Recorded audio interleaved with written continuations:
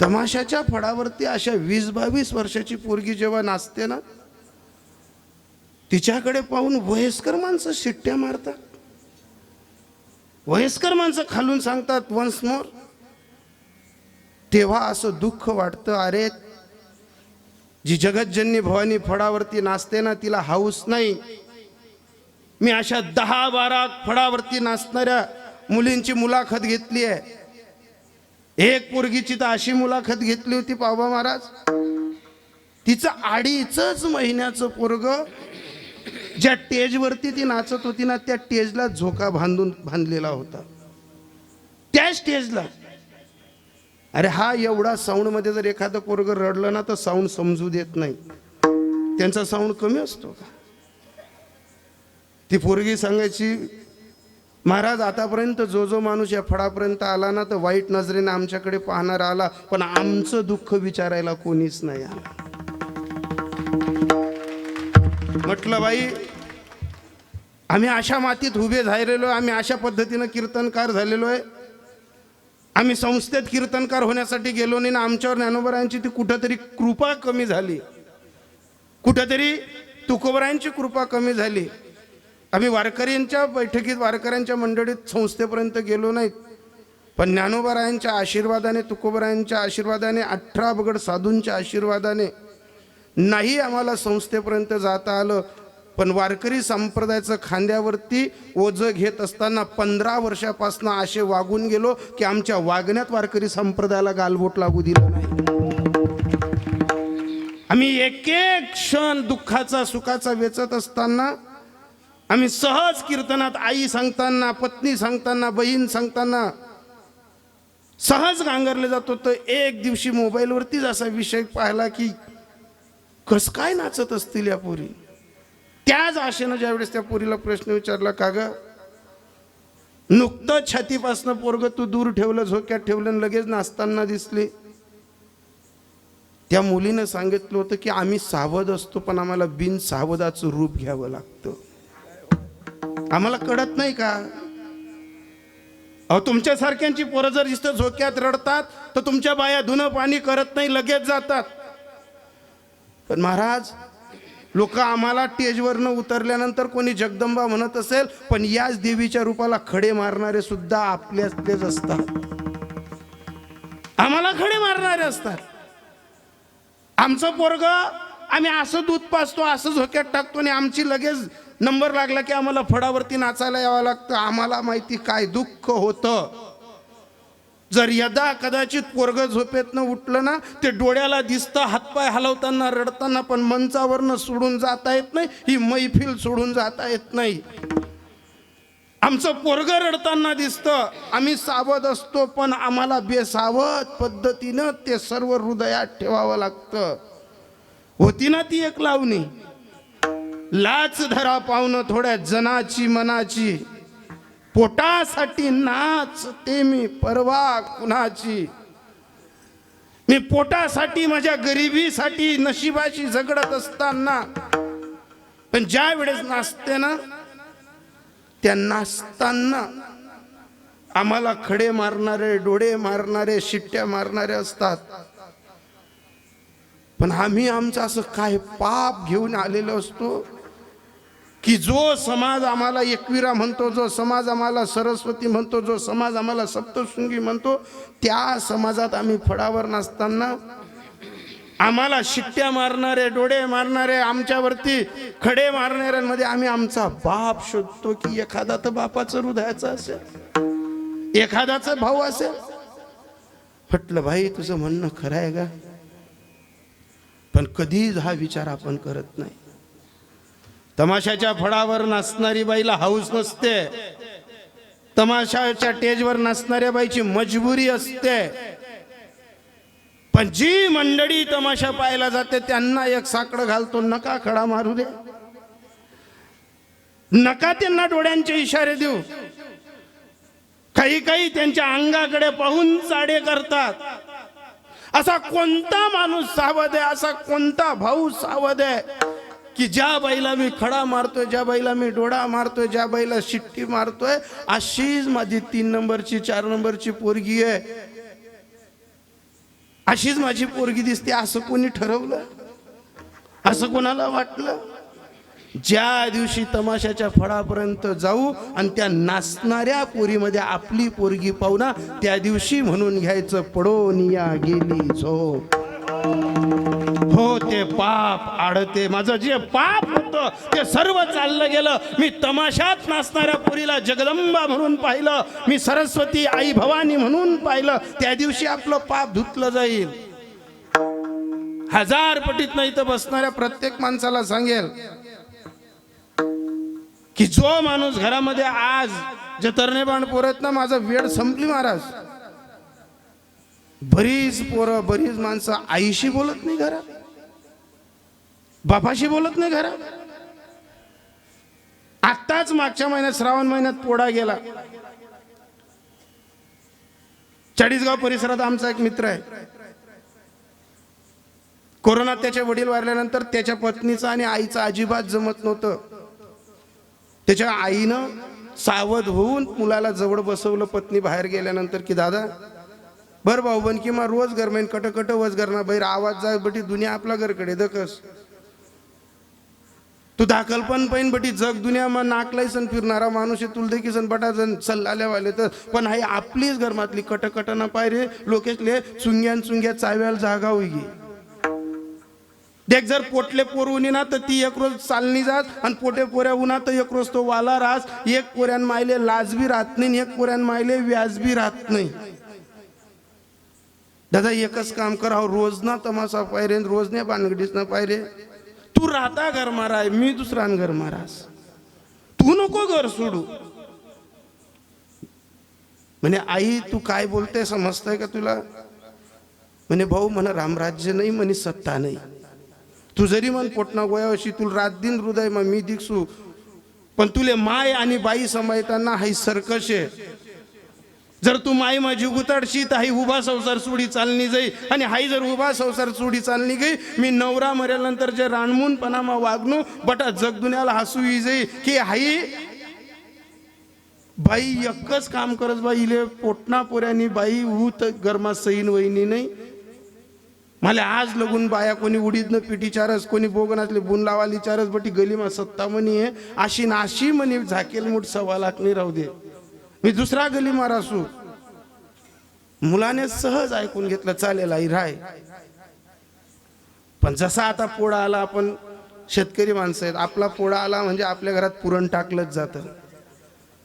त्या माझ्या मित्राने पत्नीला फक्त एवढं सांगितलं म्हणे का ग उद्या पोळा आहे, आपला घर काही बैले मिले काहीच नाही, तू सकाळीच पूर्ण टाकणार आहे ना, एक काम करणार आई तर काय एकली पुरण टाकी त्यांपेक्षा रात्री जेवताना सांगितलं की आईला जेवण झाल्यानंतर आपल्या संदीपला पाठव आणि निरोप द्यायला पाठव की आजी सकाळी पुरण आहे आमच्याकडे ये. जेवण करता करता माझ्या मित्राची पत्नी जर तुम्ही माय येस हुई तो पोया बी शिलगाई द्या, मला नाही पोया टाकणार, मला नाही घर मा पुरण शिजाणं. जर ती येस हुई ज्या दिवशी खानदेशातल्या सुना सासूले हावं नावं ती करायला लागतील त्या दिन समजी लेवाना आपला घडा भरी राही ना. आपण फक्त आज सासूले हावं नावं करा नूत, काल दी आपला पोरे बकोट धरी पाय धोऱ्या उतरावतील. भोग तो ना घडे संचिता वाचुनी. त्याने मुकुट्याने ऐकून घेतलं. म्हणे एक काम कर, रात्रीचे 9:30 वाजतायत, आवाज हाडू कर. जर तुझी इच्छा नसेल ना नको बोलू, नाही बोलवायची आई. तोही झोपला, पत्नी झोपली, मुलं झोपले. पण तो जिवंत असताना त्याची पत्नी सांगत होती की तुमनी मायनं मुसड बी दखांना आपला पायरील भीती पाय लावायला नको. ज्या दिवशी बाया स्वतःच्या नवऱ्याच्या आईबद्दल असं बोलतील, कोणता माणूस खाटवर क्वाटवर जपी, कोणता माणूस लुदायला या शब्द गोड लागतील. रात्रभर हायकानी ती कानी तो मित्र करत होता. सकाळी 4 वाजता ती बाई दाळ टाकायला उठली. तिने पाहिलं की हा माणूस रातभर ना झपेल नाही. 10 वाजेपर्यंत पुरण झालं, स्वयंपाक झाला. संदीपला पाठवलं, बोलव रे तुझ्या पप्पांना जेवायला. पोरग पडत पडत गेलं, सांगितलं पप्पा चला ना हो जेवायला. संदीपला सांगितलं बेटा मला नाही जेवण करायचं, मला बरं वाटत नाही, जा. त्याने सांगितलं आई पप्पा नाही म्हणतात जेवायचं. लगेच मुलगी गेली, पप्पा चला ना जेवायला. बाप मुलीचा शब्द टाळत नाही. बापानं जवळ घेतला, असं मकू घेतला, सांगितलं बेटा माझं तब्येत बरी नाही आहे, मला मडमड होते, ऍसिडिटी झाली, मला नाही जेवायचं. पोरीनं निरोप दिला. सुद्धा ती पत्नी आली आणि का हो मी जशी डाळ टाकायला सकाळपासून उठली तशी या कानी त्या कानी करतायत तुम्ही, स्वयंपाक झाला, चला ना जेवायला. त्याचा कंठ दाटल्यानंतर तो सांगतो मला नाही तुझ्या हाताचं पुरण गोड लागणार, जा मुलं तू आनंदाने पुरण खा, मी नाही जेवणार. तू आज पुरणात कधी 1.25 किलो गुळ टाकलेला असेल ना, मला तो गुळ गोड नाही लागणार, मला तुझ्या हाताचं पुरण बरं नाही वाटणार. पण बाई मी काय बेसावध वागलो की मी तुझ्या रूपावर भाळलो का तुझ्या स्वभावावर भाळलो, मी कोणत्या पद्धतीने तुझ्या प्रेमात फसलो की तू माझ्या प्रेमाचा असा अतिरेक केला की मी जिवंत असताना तुला माझी आई चालत नाही. आनंदाने जेवा, आज पोळा आहे, उद्या पोळ्याची कर राहील, पण मी परवा कोणाच्याच डोळ्याला दिसणार नाही, मी आत्महत्या करणार. मी जिवंत असताना जर माझी आई माझी पायरी चढत नसेल, काय पेटवायचा आहे मला हा संसार? इथं बसलेल्या सर्व बायांना विनंती करतो माझ्या ताईंनो, माणसाच्या हृदयाच्या 1000 खापा करा, 1000दा त्याच्या हृदयाची सोनोग्राफी करा, प्रत्येक तनामनात त्याचे पहिले आई आणि बापच सापडतील, मग नंतर तुम्ही सापडता. आणि ज्या बाईला असं वाटतं ना की नवरा मना हातमा पाहिजे, नवरा मना इशारावर वागायला पाहिजे, मग त्याच्या हृदयातल्या पांडुरंगाला आणि रुक्माईची तुम्ही सेवा करा, तुमच्या नवऱ्याच्या श्वासावरती तुमचं अधिराज्य राहील. हे पहिले शोधा. त्या बाईनं एकच सांगितलं म्हणे का मी फक्त एकच संतापात बोलली की तुमची आई चालणार नाही, तुम्ही जेवणाचं बंद केलं. अगं तू माझ्या आईला समजलीस काय? तुम्हाला प्रत्येक वेळेस सांगत होती, तुझा असा एक वड साजरी पौर्णिमेचा सण नाही गेला, अशी एक गणेश चतुर्थी नाही ना, अशी एक नवरात्र नाही की मी तुझ्या मनासारखं वागलो नाही. 9 ते 9 साड्या पाहिजे तेवढा हट्टहास पुरवला, आणि माझा एक हट्टहास पुरवू शकत नाही, तो माझी एक गोष्ट सहन करू शकत नाही. त्याच्याच पत्नीने त्याच्याकडे पाहिलं आणि सांगितलं तुम्हाला मुलगी गोड वाटली नाही ना, मुलगा गोड वाटला नाही ना, मी गोड वाटली नाही, तुम्ही तुमच्या आईसाठी आत्महत्या करायला तयार आहे म्हणे. ऐकायचंय तुला? तो एकच रांगेत आणि एकाच वाक्यात बोलला, ऐक ऐक सखे साजनी जीवनाची कहाणी ती, बाप नारळी खोबर माय नारळाच पाणी, माय नारळाच पाणी, बाप नारळी खोबर माय नारळाच पाणी, माय नारळाच पाणी, बाप नारळ खोबर माय नारळाच पाणी, माय नारळाच पाणी. टाळ हाडू. तुला काय वाटलं? माझा बाप आहे ना नारळी खोबरं आहे, पण नाही ना, माझा बाप सोडून गेला ना तो सर्वांना, मग आपली आस्था फक्त आई आहे ना. माझी आई नारळातलं पाणी आहे. माझ्या आईनं दुसऱ्याच्या शेंदात पायाला चिंधडे बांधून गव्हाचा सरा करताना मी पाहिलं. मी गडावर गेलो नाही ना, मी एकविरा पाहिली नाही, पण घामात माझी माय सरस्वती एकविरा जगदंबा पाहिली आहे. माझ्या आईला रूप नव्हतं, माझी आई सावडी होती, पण अख्ख्या भारत देशातल्या जेवढ्याही देवीच्या अधिष्ठान आहेत ना, तेवढ्या माझ्या आईच्या रूपात मी पाहत होतो. माझी माई नारळाचं पाणी आहे म्हणे. का हो तुमची आई जर नारळाचं पाणी असेल तर मी कोण आहे? अगं तुला कोण कमी समजतं? तूच राधा आहे, तूच मीरा आहे, तू एकविरा आहे. अगं ज्या ठिकाणी नारळ सही सलामत असतं त्याचं खोबरं गोड लागतं. ज्या ठिकाणी नारळ सही सलामत असतं तिथलं पाणी गोड लागतं. आणि अंदाज काढावा की जिथलं पाणी गोड आणि नारळ सुरक्षित तिथली कवटी सलामत असली तर हे पदार्थ गोड असतात. तशी तू या घराची कवटी आहे. आपलं कुटुंब जे गोड दिसतं ना ते सहज नाही. मग हजार बायांना हात जोडून सांगतो, या एकविरेकडे, या भवानीकडे पहा. तुमचीही सासू नारळाचं पाणी, सासरा खोबरं आहे. आणि हे कुटुंब जर तुम्हाला टिकवायचं असेल तर तुम्ही नारळाची कवटी आहात. आणि ज्या नारळाची कवटी भक्कम असते त्या नारळाला शेंडी गोड दिसते. तुमचा माणूस त्या नारळाची शेंडी आहे. स्वाभिमान आहे तो तुमचा. तुमच्या नारळाची शेंडी, तुमच्या घराचा माणूस चांगला पाहिजे. तुम्ही प्रत्येक जण कुटुंबाच्या कवटी नारळाच्या. आणि ज्या ठिकाणी सून समजदार आहे, सून समजून घेते, तिथं सासू सासऱ्यांना असं वाटलं, हे देवा तुझी मुक्ती काय परवशील, तुझ्या स्वर्गात काय आनंद असेल. माझी सून मला देव म्हणून सेवा करते, माझ्या पत्नीकडे रुखमाई म्हणून पाहते. अरे आम्हाला वाटतं संसारातलं सुख एकच करा माझ्या ताईंनो, संसारातला हा ओलावा टिकवायला पाहिजे. याच्यासाठी तो माणूस फक्त सांगत होता, ऐक ऐक सखे साजनी, ऐक ऐक सखे साजनी, जीवनाची कहाणी ती.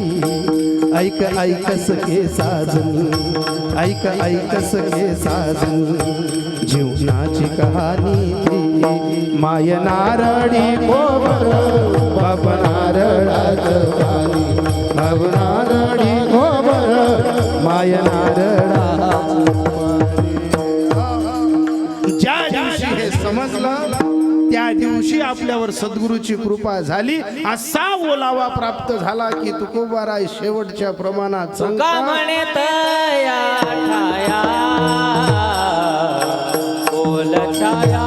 कृपेची जिथे वैष्णवाचे बार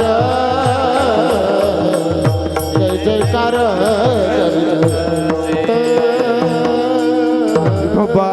रखुमाई, रखुमाई,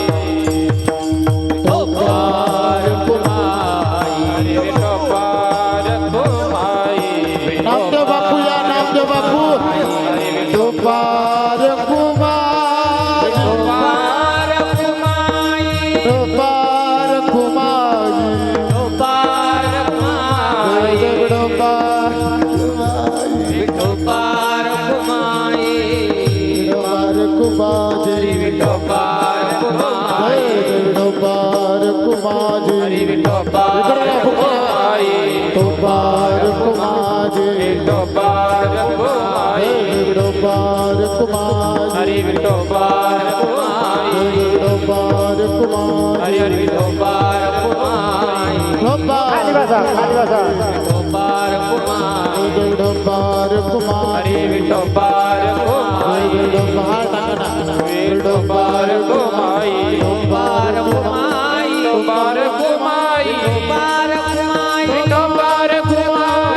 कुमाई, टोपार कुमाई, टोपार कुमाई, टोपार कुमाई, टोपार कुमाई, टोपार कुमाई, टोपार कुमाई, टोपार कुमाई, टोपार कुमाई, टोपार तुका म्हणे तया ठाया ओल छाया कृपेची. पाहता पाहता कीर्तनाला अर्धा तास जास्त झाला.